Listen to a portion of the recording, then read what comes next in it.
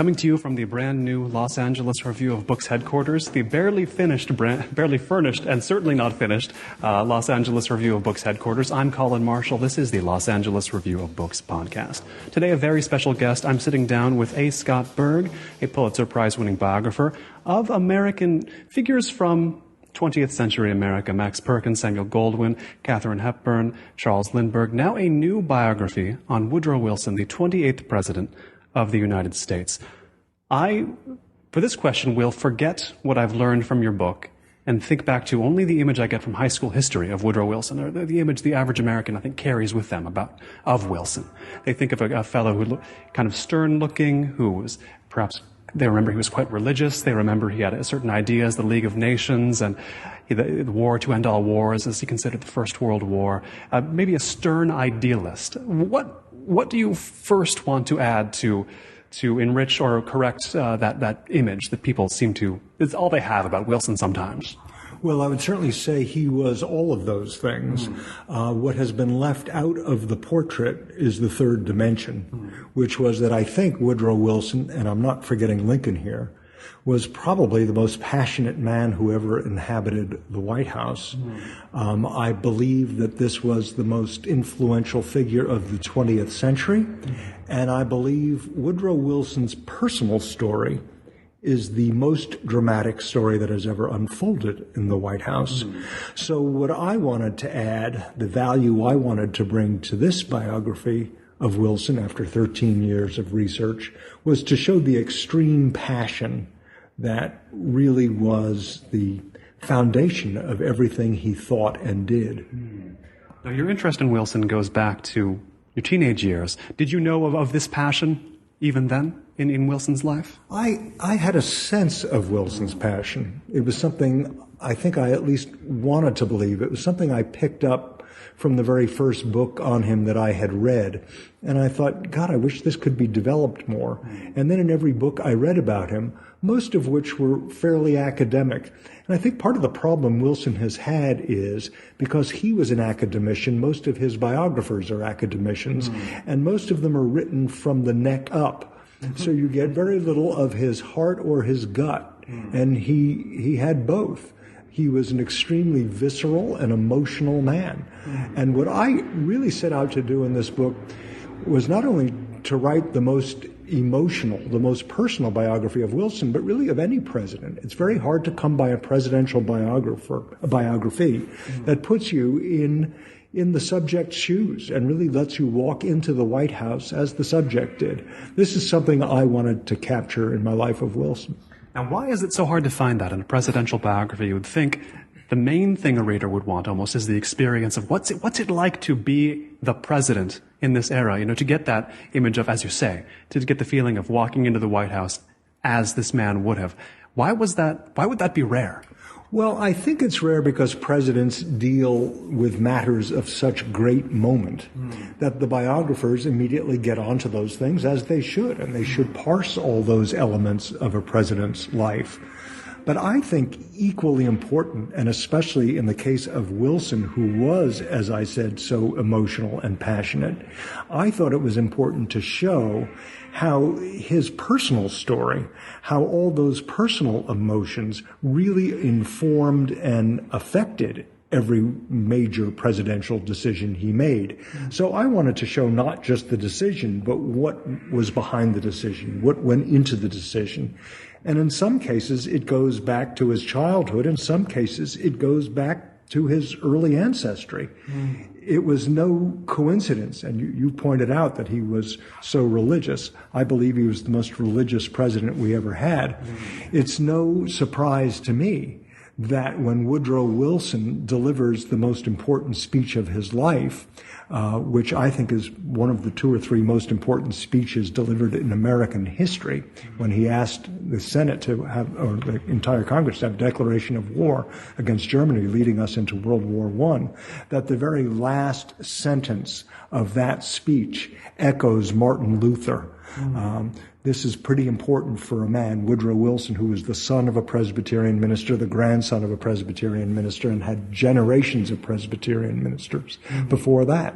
So it's all connected. and I wanted the reader to see how connected it was. Now, you've referred to Wilson as the scholar president. Tell me what that title you grant him means in the context of 20th century American presidents. What does that make him? Well, it means in terms of any century, Woodrow Wilson is the most educated president we ever had. The most educated president, period. PhD holder. PhD, he's our only president with a PhD on top of his legal studies. Many of our presidents studied law, but Wilson did a PhD on top of that, in addition to having a very good undergraduate education.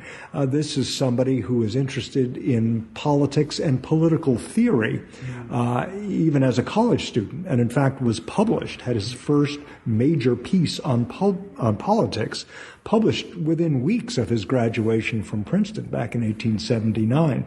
So this is a genuine scholar at work. This is a president who also wrote a dozen books. He wrote a 5-volume history of the United States, a biography of George Washington, several books on political theory, essays on literature and politics. This was a heavy thinker, and it's rare that we have had such a thinker in the White House. I did not say he's the most intellectual. I mean, I don't want all the Jeffersonians out there suddenly sending in letters, because I'm fully aware of that, and I think even Wilson would grant he was not the most intellectual. But in terms of formal education, he did have more than anyone else, and he really applied it as president. Now, this distinction between education and, shall we say, intellectualism, I think is important, because it's something I wanted to ask you coming in, because this is a figure you've mentioned elsewhere. Adlai Stevenson, we think of him as someone, a potential president defeated by, maybe doomed by his intellectualism. This was certainly not the case. Wilson's education was to his advantage. There's a distinction there. I mean, is there a way in which Stevenson's education was to his disadvantage? Well, I think there was. Although I should say I don't think it was his education that was to a disadvantage. Except I think it was the perception of his education. And in the mid-century, in the 1950s, when Adlai Stevenson ran for president in 1952 and 1956, he was accused of being, quote, an egghead.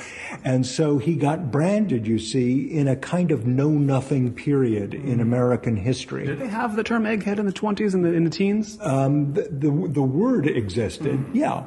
But it was really rebranded for Adlai Stevenson, and in part it was because he was also bald, and he literally had an egg head, you see.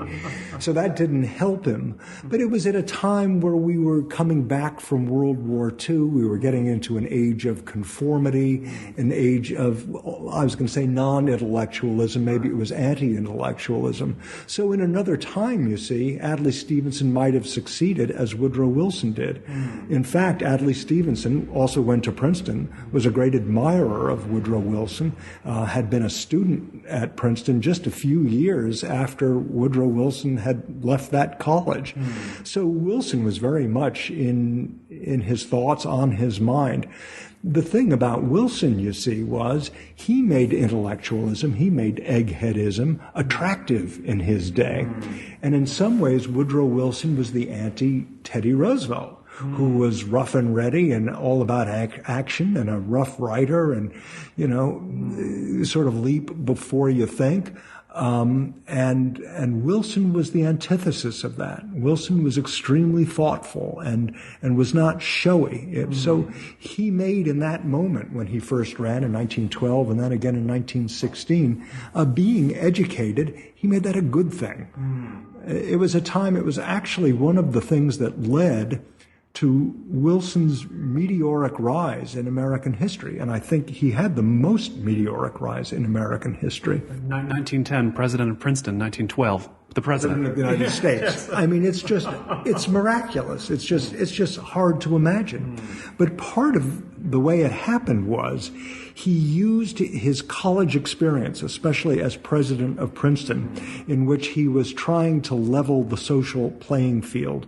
He believed higher education was the great catapult in American lives, that no matter how poor you were, no matter from what class you were from in this classless country. Higher education, hard work, meritocracy, you see, could get you ahead, could let you rise several rungs on the ladder. And Wilson, when he was first running for office, even before that, was able to turn his campus, Princeton, into a kind of metaphor for the American meritocracy. And as a result of that, you see, people looked at Wilson and they liked the way he spoke. They liked what his thoughts were. They felt a little better about themselves because they understood this egghead of 1912. And he could frame himself as the product. I became this through the American meritocracy. That's how it seemed to people. Absolutely. And Wilson, you see, was strangely egalitarian.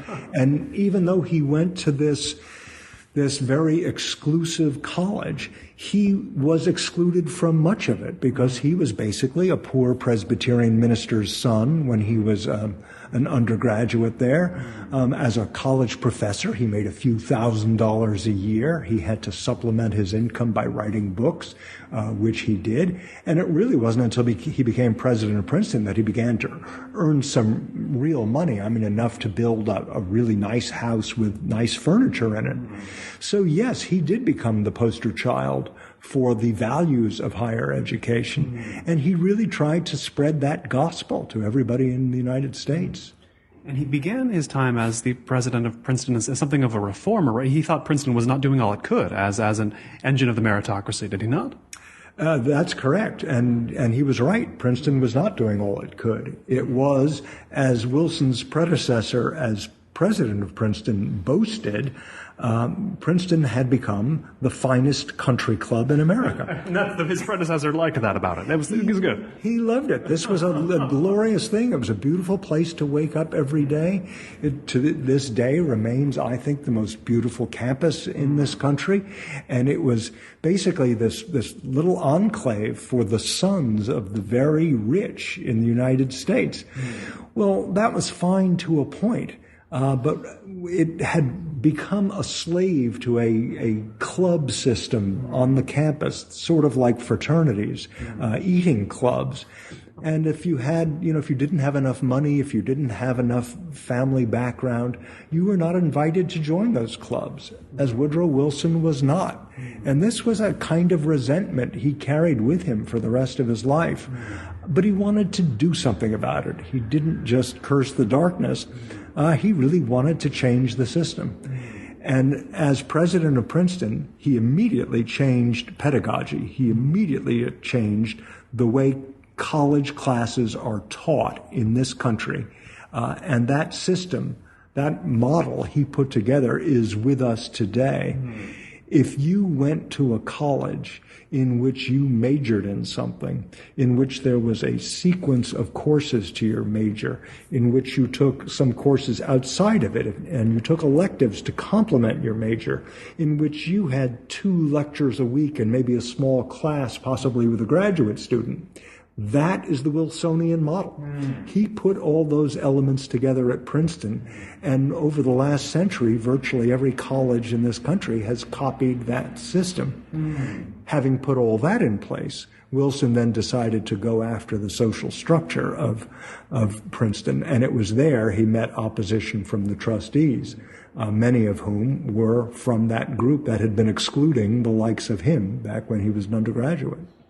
You describe pre-Wilson Princeton, the clubbishness that had set in, the ways that it wasn't functioning as maybe it ostensibly should have been. These are the same fears people have about American politics even today, that it's becoming a meaningless club in some sense, right?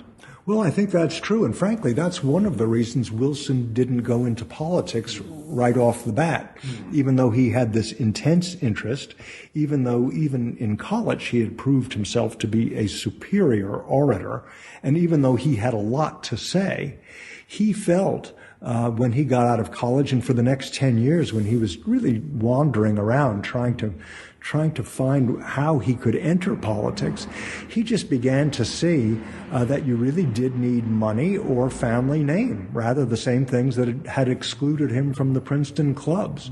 And when he realized he was not going to get a toehold even in the political system, when he realized he was in love with a woman he had met in Georgia and wanted to marry her and have a family, that's when he decided he better get a career, and that was in academia.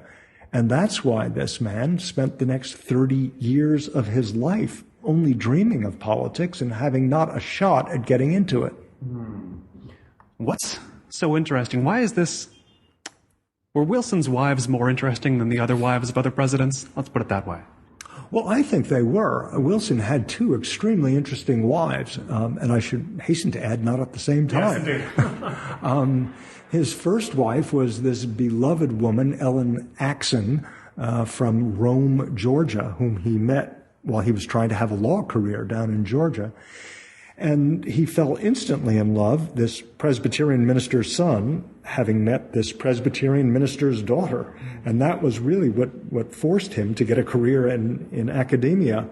She was a really, not only a beautiful woman, but she was extremely artistic, could have had a career as an artist. She was a very good painter, and she studied with some very important painters, won prizes for her artwork, all of which she gave up when she became a wife and mother, or most of which she gave up.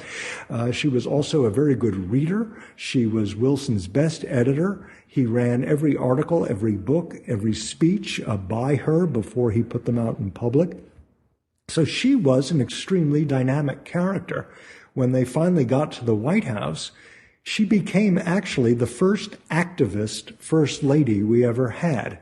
We tend to think of Eleanor Roosevelt as the first lady to go out there and fight for causes. In fact, it was Ellen Axen Wilson who did that back in 1912, 13, 14, where she began to agitate basically for the improvement of the slums in Washington, which was basically the black ghetto. And she literally got congressmen to walk a few blocks from the Capitol to see the kind of squalor that American citizens were living in. And then, rather suddenly, she was on her deathbed. She had Bright's disease, a kidney ailment, and on her deathbed, I mean, moments before she died, she got the news that a slum clearance bill that she had been after had just passed. She also contributed one other thing, and that is she was a superb amateur gardener. And when she moved into the White House, she saw a plot of land, and she thought she ought to plant roses there. So to this day, the White House rose garden goes back to Ellen Wilson. Now, the interesting thing, the President of the United States, Woodrow Wilson, this great passionate romantic, upon the death of Ellen Wilson, the president was bereft. He could barely get out of bed. He loved this woman so deeply.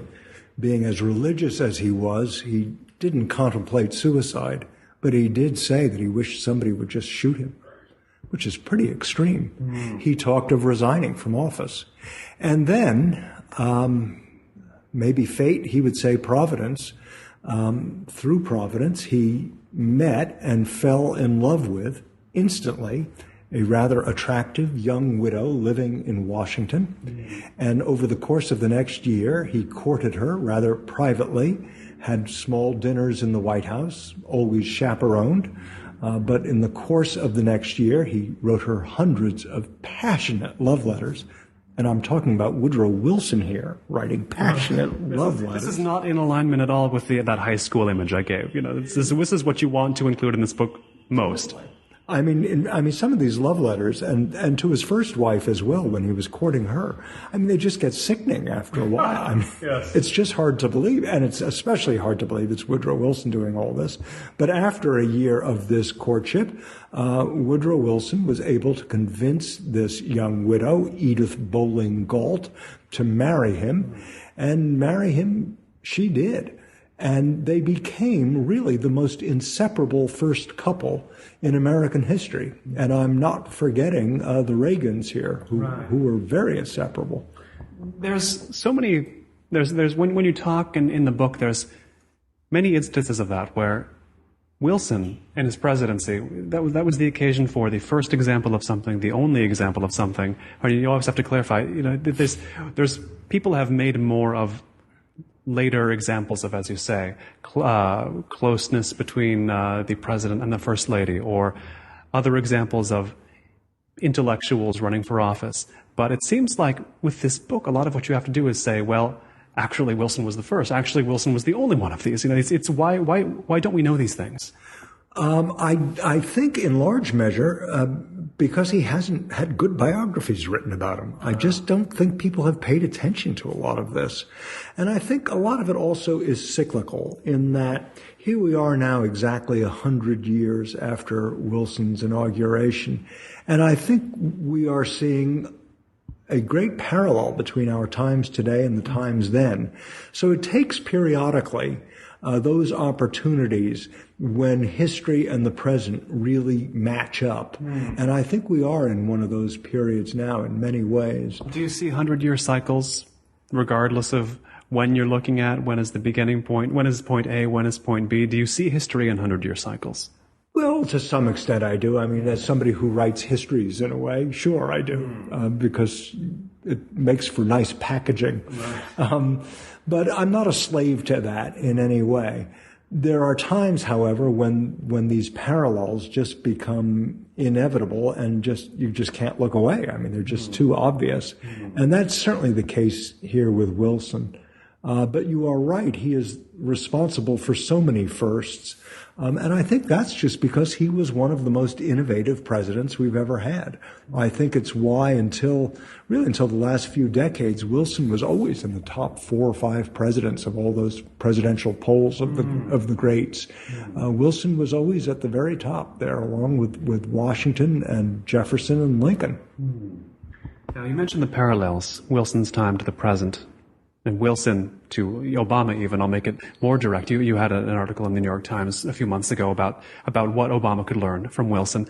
And I do think of this issue of intellectual presidents, educated presidents. And I recall a lot of discussions when Obama first came in, finally a president who's written books, who's educated, who's not afraid to seem intellectual or educated.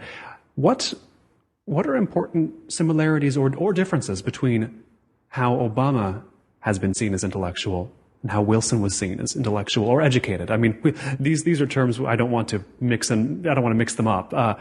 What is the difference between those, educationally, intellectually, in the way that we see these men? Well, I think the biggest perceived similarity is their aloofness, a kind of detachment that they had, especially from the political process itself. The reality, and this is the greatest difference, is that Wilson was not detached. Wilson was not afraid to roll up his sleeves. He had sharp political elbows, and strangely, he loved to scrap. Yeah, he played the game. He could play the game. He loved to get in there, and it's quite ironic because he had less practical experience than Barack Obama. I mean, this is somebody who had one political office in his life before the presidency, and that is the governorship of New Jersey, which he held for about 18 months. That was it. I mean, he had only run for one office in his life before he ran for president of the United States, which he then won. So it's ironic, interesting, and really compelling that Woodrow Wilson proved to be as politically astute as he was. And in so doing, he introduced a number of his firsts. This was the first president since John Adams in 1800 to actually go to the Capitol to conduct business. We make a big deal today of the president giving the State of the Union address, showing up, we're all one big happy American family for a few hours. No president had done that since Adams. Wilson brought back that idea of the president delivering the speech himself. Wilson wanted to do that, first of all, because he was a superb orator. But second of all, he wanted to humanize the presidency. He wanted the Congress to see there was a person there in the White House. The chief executive was a man with ideas who had to put them across. Wilson also became the president who called more joint sessions of Congress than any other president in history. This was, again, another way for Wilson to want to come down to the Congress and conduct business. And he did it in a place that I referred to in my op-ed in the New York Times. There is a little room in the Congress that is virtually unused. Wilson was the first president ever to use it for its designated purpose, and there's been almost nobody who's used it since. Just sits empty these days? I wondered about that. It's locked up. You have to first find the sergeant of arms, who will find the man who has the key to open the room. Right. And the room is called the President's Room. You'd think that wouldn't be locked. You think it would see some use. So it gets ceremonial use, because it is possibly the most beautiful little room in the Capitol. Beautiful Italianate tile, and it's just kind of exquisite. Very high ceiling, but a small room. So whenever there's like a big ceremonial signing of something, a president will show up, usually on the last day of a congressional session when there are a lot of bills that have to be signed. The president will show up and do his photo ops. Wilson showed up 4 or 5 times a week in this room. He conducted business there. He would grab senators as they walked off the floor. He'd sit them down. He'd give them a little history lesson. You know, he was a college professor. That's what he remained a teacher in some way, in some sense. Always. He was enlightening. That's what Wilson did. And so this was another way in which he humanized the presidency. He believed in great transparency in office. This was the first president to call press conferences. I mean, Wilson had 60 press conferences in his first year as president. Well, this is now an institution, but Wilson started it. And he had a sense of showmanship. Part of it was about getting some attention for his program.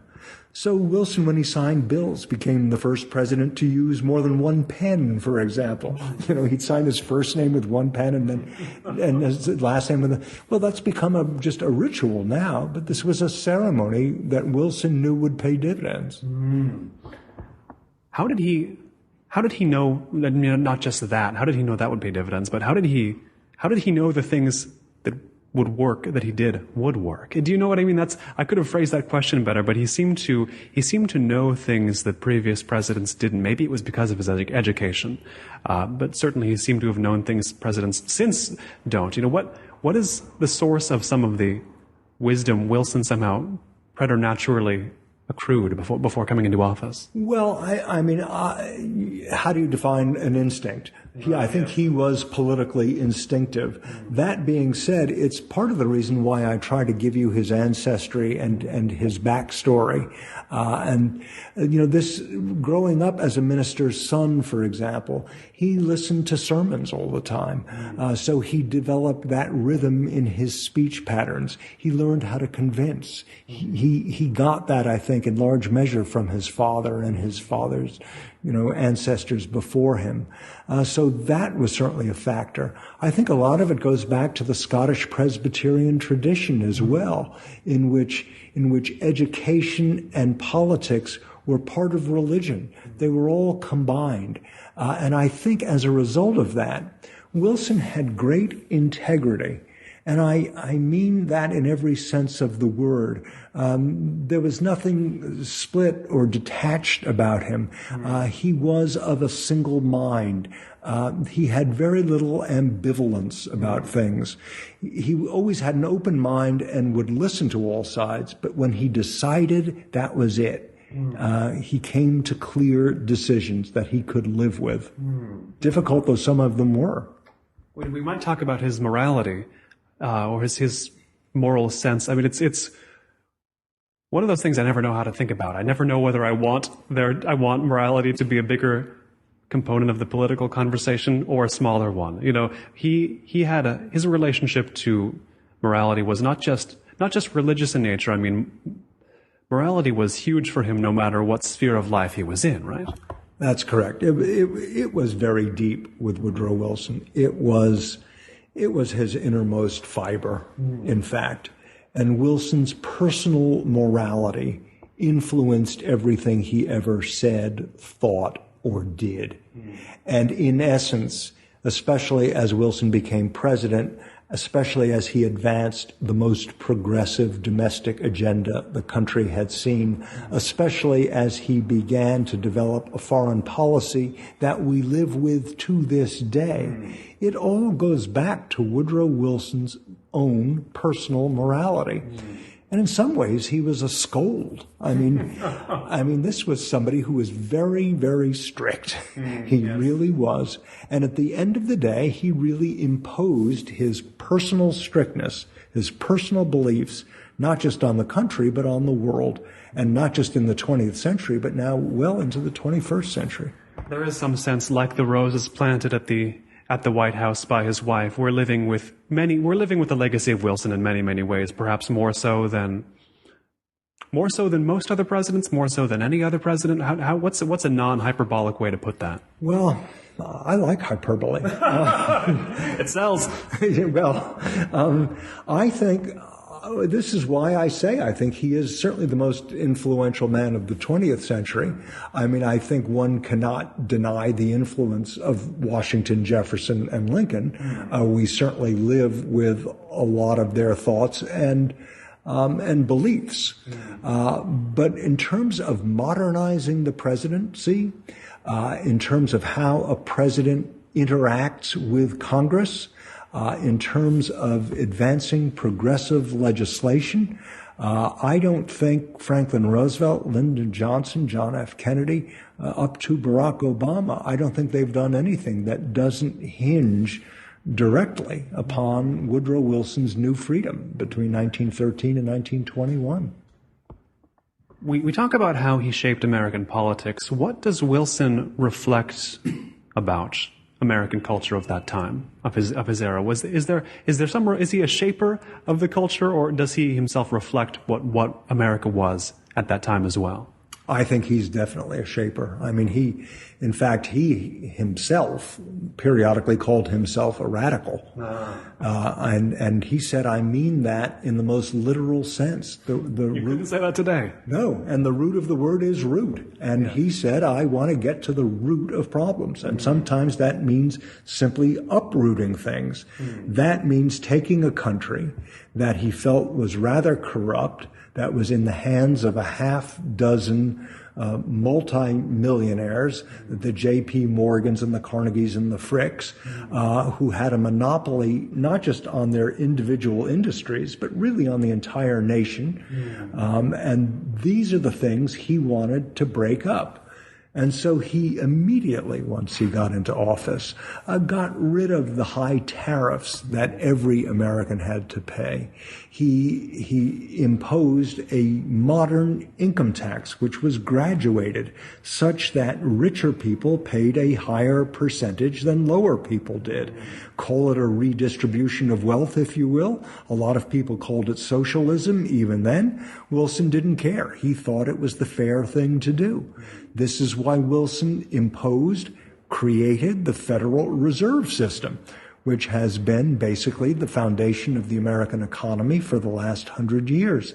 Again, he did this to level the playing field for all Americans, taking some of the power away from those 6 industrialist bankers who were more powerful than the country itself. Wilson remembered, he became president in 1913. In 1907, there had been a panic in this country, and J.P. Morgan almost by himself bailed out the United States of America. Well, this was fine on one hand, but Wilson found this terrifying, that one man basically held the purse strings of an entire country. So that's where the Federal Reserve came from. And so along come the rest of the progressive things, workman's compensation, the 8-hour workday, breaking the glass ceiling of putting the first Jew, Louis Brandeis, on the Supreme Court. Again, leveling the playing field everywhere. That was Wilsonian government. See, voters listening will hear you describe these qualities and think, if only we could elect this man again today, what would he do today? But anybody reading Wilson, your book, will put together in their mind a huge list of reasons why Wilson couldn't get elected today. He couldn't get as far. Could this man get anywhere politically today? Well, I think he could, because he was genuine, and he was a great communicator. Wilson was the last president to write all of his own speeches. Again, this is that integrity again. It's all of a single piece. And Wilson had that power. He was very, very convincing.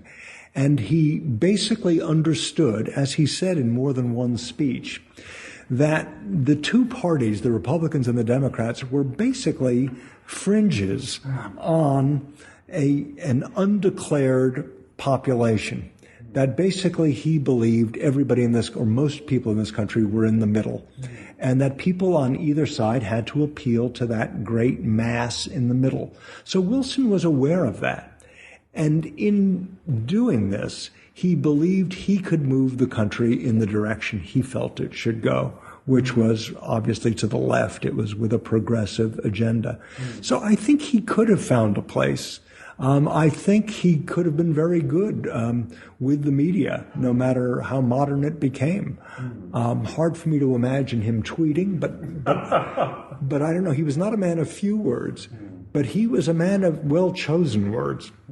And that's what Twitter's all about, isn't it? Indeed. You only get 140 characters. I want to know a little more about his relationship with words. You mentioned, of course, the speeches. You mentioned the voluminous love letters that he wrote to both of his wives. What we should clarify this for the listeners. What instilled in him this sense of the power of words? I mean, because he was a little late to the game as far as reading and writing, was he not? He was. I think we would now consider him dyslexic. He certainly had some dyslexia. He didn't really learn to read until he was 9 or 10, and he wasn't really reading fluently until he was about 11.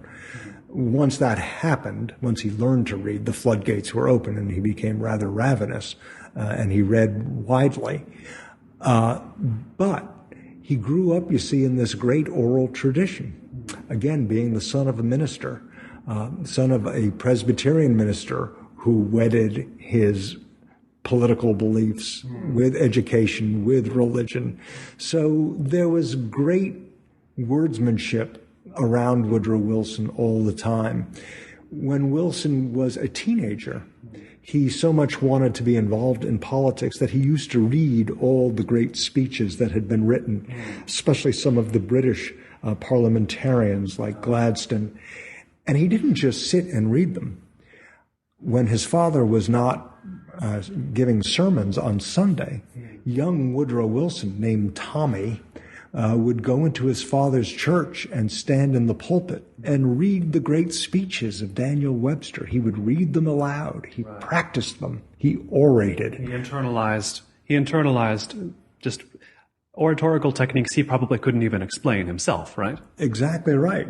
And instinct, and he's externalizing as well as internalizing. I mean, he's really learning the muscles that you need to utter these speeches.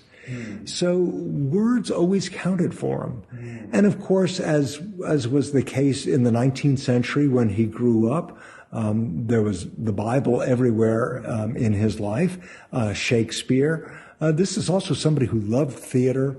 I mean, even as president, he would just sometimes get in a train and go up to New York and go to a Broadway show. I mean, imagine this. He loved vaudeville. He loved the sound of the American language. He loved Will Rogers. He was really into American culture. Now, we should emphasize it. We talk about how the legacy of Wilson lives on into the 21st century now. We, of course, are talking about the 20th century when we speak of his presidency. But this is a man very much of the 19th century, isn't it as well? He is. He was certainly born and raised in the 19th century. He was born in 1856 in Stanton, Virginia. And not only was he a 19th century figure, and this is another element that all too often gets forgotten in biographies of Wilson, he was Southern. He was born in Virginia and then raised in Augusta, Georgia, Columbia, South Carolina, and Wilmington, North Carolina. So that's 4 states of the Confederacy. He remembered the Civil War. He remembered Reconstruction. And he is going to carry those memories really up until he's president of the United States and has to decide whether his own country that he now runs is going to go into a war. And he remembered how devastating war was. He remembered personal deprivation during the war. He remembered seeing neighbors coming home maimed, a lot of neighbors who did not come home. This really scarred Woodrow Wilson. I mean, he was a boy when all this happened. So this is also somebody who grew up in the South at this period when they were defeated. So he knew how that affected the psychology of people as well. There's one place in this country, Wilson said, no, the world, nobody has to explain to me, and that is the South. And he meant everything that went with it. And that meant race relations, that meant losing a war, that meant a whole society, a whole economy that had completely collapsed. Can we say his consciousness of his roots, that never left him? Did that only get stronger through time? I think his consciousness got stronger. At the same time, he was always aware that the President of the United States is the only person who is elected by the entire nation. So he was very much aware of being president of all the states, of not just President of the United States, but President of the reunited states. You know, when Wilson got elected in 1912, he was the first Southerner since the Civil War to be elected. This was perceived as a big historic moment. This was really the moment that the two halves of the states were going to come together again. That was the perception. And Wilson actually laid the pipe for this back when he was an historian, back when he was a college professor in the 1880s and 90s, and began to write histories of America. And he was considered the first historian to be absolutely fair to both sides. He was somebody raised and steeped in the South, but somebody who was educated in the North, in New Jersey, who taught at Bryn Mawr College in Pennsylvania, who taught at Wesleyan College in Connecticut. So this is someone who spoke without a Southern accent. He really was this great representative of the entire country. What do you think when you hear what we have recorded of Wilson's voice? I think I can understand how exciting it must have been when Woodrow Wilson came along as a politician. Orators before him, and we can hear recordings of them, were really like 19th century actors. And we have silent film footage of Wilson and of his contemporaries. And you see they really were, you know, there was great posturing and gesturing and lots of fists to heaven and all that. Wilson spoke like a modern man. He used modern vocabulary. In fact, he used very educated vocabulary. His language was heightened only by a natural sense of poetry. Again, the words are entering here. But Wilson's voice, it was a lovely timbre that he spoke with. He was extremely articulate. Most of Wilson's speeches, his campaign speeches, for example, were delivered off the cuff, and somebody would then transcribe them so we could read what he said. Well, I've gone through hundreds, thousands of these speeches in which there is not a sentence with a single error in it. There's not a misplaced word. There's not a paragraph that does not logically follow its predecessor. And let's set this up. That's fairly common in other presidential speeches to see these problems? Well, I mean, for somebody to speak extemporaneously for an hour or two. And how often do you see speaking extemporaneously for an hour or two even? It's the feat itself, right? Yeah, I've seen Bill Clinton do that, in which he could get out there and talk for an hour in that fashion. And Clinton may be the best extemporaneous orator we've had since Woodrow Wilson. Now, we've had great orators like Franklin Roosevelt and Ronald Reagan working from very good prepared texts. In many cases, texts they did not prepare themselves. I was fascinated to learn that Ronald Reagan wrote all of his radio addresses. That really cast new light on Reagan for me. But I think it shows you something that Reagan and Wilson had in common, which was, again, this integrity factor. That is, Reagan really spoke from his head and from his heart. So did Woodrow Wilson. What you heard him say was something he truly believed. There's no falsity in any of Wilson's speeches. So when you hear his voice, you hear great conviction, you hear great surety about everything he is saying. There is one particular word we should come back to. You use it to describe him. You describe his integrity. And integrity, these days, people tend to regard it as some sort of form of honesty. The word's gotten debased a bit, but we think about integral. He's of one piece. This means he was a man who was never in doubt about his own beliefs, was he? I think that's accurate. Now, I think I wouldn't say he had never had no doubt. That's a triple negative in there, I think. But you get what I'm saying. But this, because he did question things, and he really did seek answers, and he changed his mind. He was quite willing to do that, as he did in the case of women's suffrage, for example. He was a little slow in coming around to it. He thought it should be adopted state by state.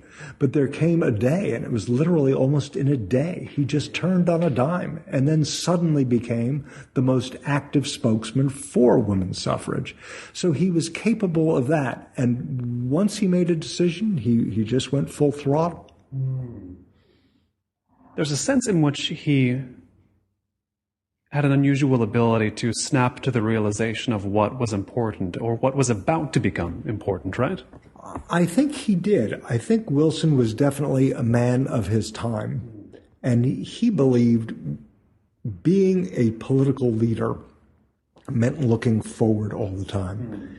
This was his great objection to conservatism. He sometimes used the metaphor of a white picket fence, that you just want to keep white all the time. And he'd say that's fine, but you've got to keep repainting it to keep it white. You've got to keep refreshing it. You've got to keep making your ideas work in their own period. He believed in very liberal interpretation of the founding documents. He believed the Supreme Court should do the same thing. He believed in elasticity. He used that word a lot, not only to talk about the interpretation of things, but in the economy. This was one of the reasons behind the Federal Reserve Board as well, that currency should have greater elasticity than it did if all our wealth was basically combined in the hands, in the purses of a half dozen men. He saw, maybe we could use another word as well, he saw a United States that didn't have the flexibility to meet what might lay ahead, right, before he came into office. I think that's exactly right. And I think a lot of this, and he didn't get specifically religious about this in public very often. But I think this goes back to his deep belief in providence, that basically everything that happened before is really just here to affect what is about to happen. The word providence means to look forward and to see forward, to see what's ahead. And Wilson had that sense. You mentioned his interest in American culture, and I wanted to know if Wilson's love of American culture, his fascination with American culture, do you see any parallels to your own interest in American culture, which your books, the biographies you've written, evidence? Well, sure. I think that's one of the reasons Wilson speaks to me so loudly as he does, and I think it's one of the reasons he spoke to me when I was so young. I don't know exactly why I always had this great passion for American culture, but I certainly spotted that in Wilson. And I think part of that is a kind of idealism. It's why when I was 15 years old, I had 4 pictures up on my wall in Brentwood. I had a picture of Woodrow Wilson, of F. Scott Fitzgerald, my favorite writer, of Adlai Stevenson, and Don Quixote. Yes. Now, at first glance, that all doesn't make sense, but there's a through line. They were all very romantic, even tragically romantic figures. They were all, well, quixotic. Woodrow Wilson, when he was campaigning for the League of Nations, once said, they call me an idealist. And he said, well, of course I am. That's how I know I'm an American. I see. He saw idealism as an innately American quality. Absolutely. Absolutely. I mean, this was a country in which you could make yourself into anything you wanted to be, largely through higher education, certainly through hard work, meritocracy again, it all comes back to that, and firm convictions and acting upon them. We are not put into this world to sit still and know, Woodrow Wilson said. We are put in it to act. And for Wilson, that meant acting upon your convictions. Do we still see idealism in that same way as an American quality, or has the way we see American idealism changed much in these 100 years? How could it not? Well, I mean, I think it's a cynical period right now, certainly in our politics. But, that's what they said back in Woodrow Wilson's day, too. Things were pretty rough politically in Wilson's day. So I think that is part of the American fabric. We are still makers and doers. If you look at what's gone on in the Silicon Valley for the last decade or two, you see American dreams are alive and well everywhere. You see new little shops selling new ideas every day in this country. This is still a place in which you can be born in the lower class and end up being the richest man in the world. I'd say the American dream is still alive and well in this country. And that's a form of idealism. Tell me about the experience of being a biographer, but then wading into the sea of the presidential biography, because, in America, presidential biographies are so much their own, I don't know about form, but their own world even. We talked earlier off mic about how, there's many readers in America who read primarily or only presidential biographies. How did you think about stepping into writing about a president, and if it felt different than writing other biographies? Well, I thought long and hard before I stepped into writing about a president, because it's more than a sea. It's an ocean. And it's in some ways an ocean that can never be completely charted, because the research one can do on a president is infinite. My other books have all taken about 9 or 10 years to write. This one took 13. And those extra 3 years were almost entirely given to extra research that is required. Because a president's life, a president's hand, a president's thoughts are in every aspect of American life. You're not doing just politics and government. You're doing everything. You're doing labor. You're doing sociology. You're doing medicine that's happening. You're into diplomatic history, military history. So it involved the economy. Everything is involved. So it requires reading not just the president's papers, but what about the Secretary of State's papers? Right. Maybe the Secretary of Labor's papers. There's always more. It stretches infinitely. You could still be researching this if you wanted. And then as we're engaging with the world, don't I have to go to Clemenceau's papers in France and Lloyd George's in England? And yes. Well, indeed. So you could spend several lifetimes and really never get to the bottom of it. So in that sense, it is much more consuming than other more contained stories. Is that why we love reading about presidents? Because they're a nexus of all American subjects just in a man? Well, I think they are in many ways. And I think it boils down to this for me. I think the reason we read biographies and the reason biographers should write biographies is to present a world through a single life.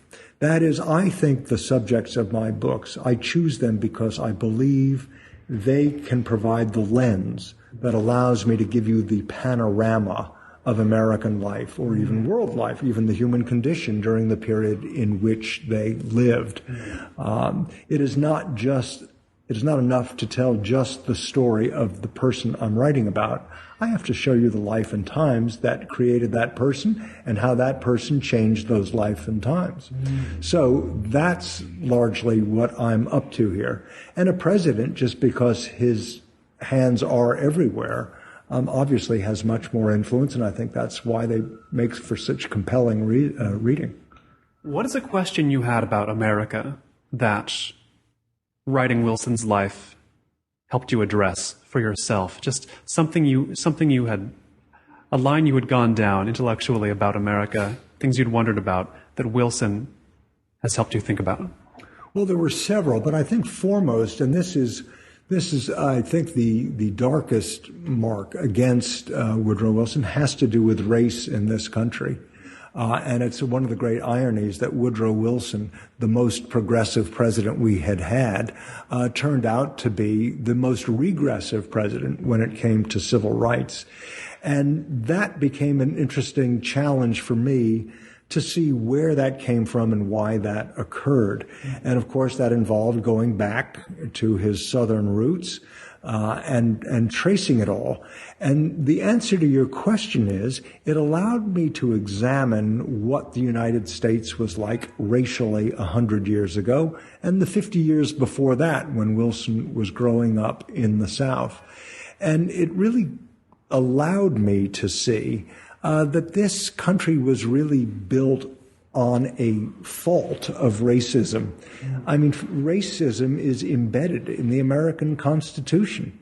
The fact that we had to get rid of slavery in the Constitution, the fact that slaves were not whole people when they were counted in the census in the beginning. And so by the time Wilson came along, not just as president, but as a child, you see, racism, segregation, this was alive and well in great parts of the country. The economy of the South was built on a racist idea. So by the time Wilson does become president and does reintroduce segregation into federal offices where they had just started to open the doors to African Americans, Wilson was still very much a centrist in the United States. And what I have tried to do is paint that picture so that modern readers can see that. It's one of the most difficult things, not just for readers, but for writers, not to fall into what we call presentism, not to apply the values of 2013 to what was going on in 1913, but to try to explain to the reader what life in 1913 was. That's extremely important. You describe this man, and I read about him. He is both somebody who could look forward to the 21st century and someone who is both deeply a 19th century religious Southerner, a racist Southerner, whatever you want to call it. How is that best reconciled, the fact that he was a man of the past even in his day and a man of the future as well? Well, I think this is somebody who was quite aware of his times. Now, let's take race, for example. Integration was very much on his mind. He always kept the door open to African American petitioners. He was interested in everything they had to say, and invariably he either said or suggested, at least, what he really felt, which was he just didn't think the country was ready for integration then. He said more than once, it will be another generation or two before this country can deal with that. And if you get out your calendars, he gets it almost to the month. Oh, really? I mean, you know, it's in the 1950s and 60s that this takes place. Wilson knew that there were still people alive who had fought in the Civil War in his day. He knew there were people still fighting the Civil War who wanted to go back to what it was.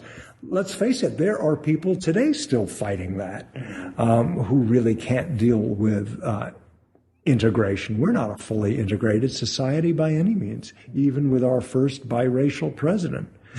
So all that being said, I think Wilson did as much as he felt he could do. He saw, for example, in the military where there had been some motions toward integration, he saw also great friction, great antagonism. And he knew that there was going to be a revolution breaking out. And I think he didn't want it on his watch. And I also think, and this is somewhat cynical, but I think accurate, that he felt he really needed the Southern bloc of congressmen and senators to get his progressive agenda passed. And it was not going to happen, as they made it very clear his first month in office. He was going to get nothing passed if he continued to integrate the government. Does he leave you with any questions, Wilson? Questions about America? What do you find yourself wondering now that this book is done, that you've been talking about it? I find myself wrestling with personal questions about Wilson. one big domestic question and one big international question. The domestic one has to do with race, in fact, because I think Wilson had a great opportunity in 1919 when he came back from Paris, having negotiated the peace treaty, and he came back to a country which had just fought in this war, and the army included a great number of African American soldiers. And they returned to America thinking this was their moment to become full-fledged American citizens. And I think even with the great anti-African American feeling in this country, Wilson as president, as a Southerner, could have used it as a great teaching moment in American history to say, you know what, it is now time to break down some of the barriers. These black soldiers have shed the same blood. They have lost the same brothers every white soldier has. And it's time to do something. And he did nothing. He said nothing. You think he would have embraced a teaching moment? That's what I think he would have as a great teacher himself. And I don't think it's coincidental that the worst race riots the country had seen broke out that summer, the Red Summer. It was so bloody, as it was called, in 1919. The other big question it raises for me is why, when Wilson came back from Paris with the treaty, knowing the now Republican and hostile Senate had to ratify it, why he made absolutely no compromises, none, up to the bitter end, when it had been rejected several times, and in the 11th hour, his greatest opponent, Henry Cabot Lodge, the dean of the Republicans in the Senate, the chairman of the Foreign Relations Committee, offered a compromise that was not that severe, and Wilson would not even look at it. He would not consider it.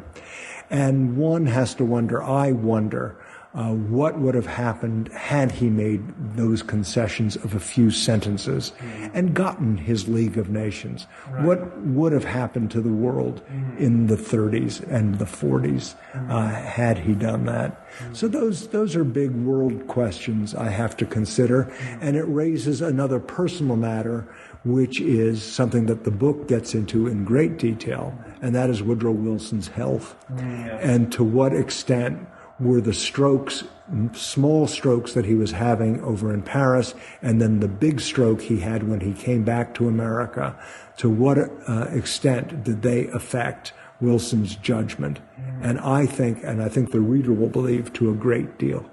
It's something we haven't touched on, but yes, this is, if we couldn't have Wilson as president today, his health would probably keep him out. That'd be the reason, his health, right? One would think, if we knew, yes, what we know today from my book, what Wilson was suffering from, I don't think there's a chance he could have, well, there was hardly a chance he would have been made president of Princeton. He was having health issues then, which we now recognize as small strokes, certainly cerebral incidents of some kind. So, yeah, I think he would have a very difficult time. But as it happened, he lived this life, and you can read it, listeners, in Wilson by A. Scott Berg, Pulitzer Prize-winning biographer. Thank you so much. Thank you. My pleasure. This has been the Los Angeles Review of Books podcast. I've been Colin Marshall, coming to you from the as-yet unfinished new LARB HQ. You can keep up with me at colinmarshall.org or follow more from the LARB at lareviewofbooks.org. Thanks.